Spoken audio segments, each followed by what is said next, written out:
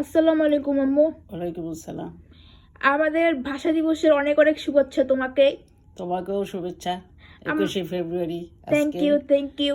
আমাদের আমেরিকাতে 21শে ফেব্রুয়ারি ভাষা দিবস। হুম। আর ভাষা ভাষা দিবস তো তোমরা জানো। হ্যাঁ, আমি আর জানি অনেক আন্তর্জাতিক মানুষের রক্তের মাতৃভাষা দিবস। বিনিময়ে শহীদ জব্বার হ্যাঁ, তাদের রক্তের বিনিময়ে আমাদের বাংলা ভাষা আজকে বাংলাদেশিরা বাংলা ভাষা কথা বলে।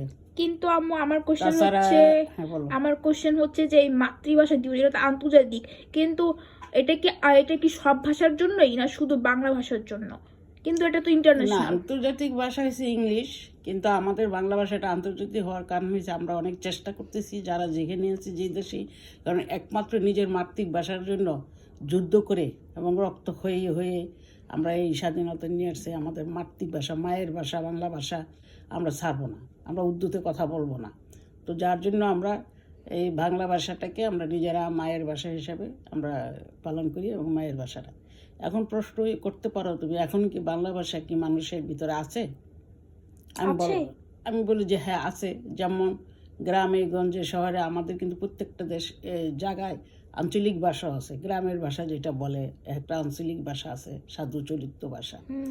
তো এখন আমি দেখতেছি যারা এই জাজকা এখন দিবস আসলে শিক্ষিতরা কিন্তু যখন তোমাদের যে স্টুডেন্ট যারা তারা কিন্তু মাতৃভাষা দিবসটা পালন করে কলেজ স্কুল স্টুডেন্ট লাইফে, তাই না? তারপরে দেখা যায় এখন ছেলে মেয়ের ভিতরে যদি বাংলা কথা বলে, এই বাংলার ভিতরে দেখা যাবে 35টা ইংলিশ। আমার প্রশ্ন হচ্ছে আমি আমার দেশে কথা বলবো, আমি বাংলা দিয়েই কথা বলা উচিত, যেই ভাষার জন্য আমরা এত জীবন প্রাণ দিয়েছি। তারপরে সেকেন্ড ইংলিশ আছে, ঠিক আছে, ইন্টারন্যাশনাল ল্যাঙ্গুয়েজ, এখন আমাদের প্রত্যেকে এখন সেকেন্ড ল্যাঙ্গুয়েজ হিসেবে এটা চর্চা করা উচিত, এটাতে আমি সাপোর্ট করি। এবং এখন দেখা যায় কি হিন্দি হিন্দি প্রতিটা ঘরের বাচ্চা যখন কথা বলে, ওই হিন্দি আর বাংলা মিক্সড হয়ে গেছে এখন এই মিডিয়ার জগতে। এই মিডিয়া দেখে ওই বিভিন্ন চ্যানেলগুলো, আমি তো অ্যাকচুয়ালি সব চ্যানেল দেখি না, এইসব চ্যানেল দেখে এই ইন্ডিয়ারা এমনভাবে দিচ্ছে, তুমি দেখো আমরা যদি ইন্ডিয়াদেরকেও জিজ্ঞাসা করি, ইন্ডিয়ার কিন্তু বাংলা ভাষা জানে না, অথচ তাদের একটা অংশ কিন্তু বাংলা, কলকাতা বাংলা, কলকাতা বাংলা, আমরা বাঙালি সবাই আমরা বাংলা ভাষাভাষী, কিন্তু এই হিন্দুস্তানের যে বিভিন্ন ইয়াগুলো প্রদেশগুলো আছে ওরা কিন্তু বাংলা ভাষা চর্চা করে না এবং বাংলা কোথাও বলে না, ওরা ইংলিশ আর হিন্দি। তো এই সে অবস্থা।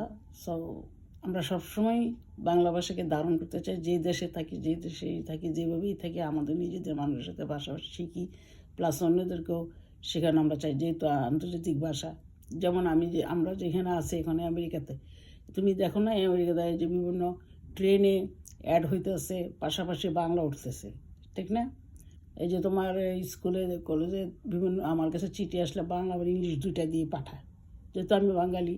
প্রথমত ওরা জিজ্ঞাসা করে তোমার ল্যাঙ্গুয়েজ কী, আমরা বলি বেঙ্গলি। তো বেঙ্গলি বললে তারা চর্চা করতেছে।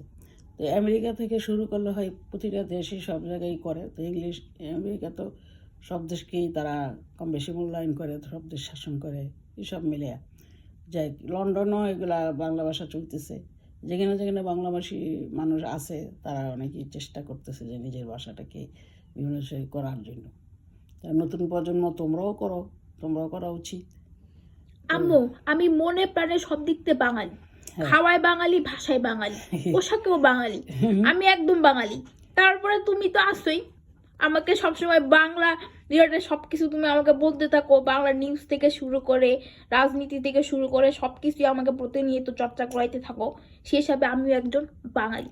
না, এটা বলার উদ্দেশ্য হয়েছে কি, আমরা এমন হয়ে গেছি বিদেশিমুখী হয়ে গেছি। কিছু হইলে আমরা ইন্ডিয়া চলে যাই, কিছু হইলে পাকিস্তান যাব, আফগানিস্তান যাব।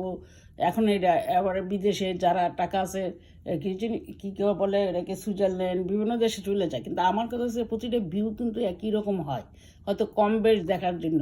কিন্তু আমি ওদিন সুনামগঞ্জে আমি দেখাই কেন, এই যে সুনামগঞ্জে চিটাগাংয়ের পাহাড় হিলগুলো দেখলে তো মনে হয় যে তখন বোঝা যায় যে না, আমাদের দেশে কত ধরনের ভিউ আছে, কত রকম, যেমন সমুদ্র বন্দরও আছে তেমন পাহাড়ও আছে। হ্যাঁ, যাইতে হবে, আমার দেশটাকে দেখতে হবে, উপভোগ করতে হবে। সেই জন্য ছোট হলেও অনেক সুন্দর সুন্দর। তারপরে এই যে তুমি সিলেটের এগুলো দেখো, নদীর জাফলং। উপর দিয়ে, হ্যাঁ, দেখার মতন জায়গা।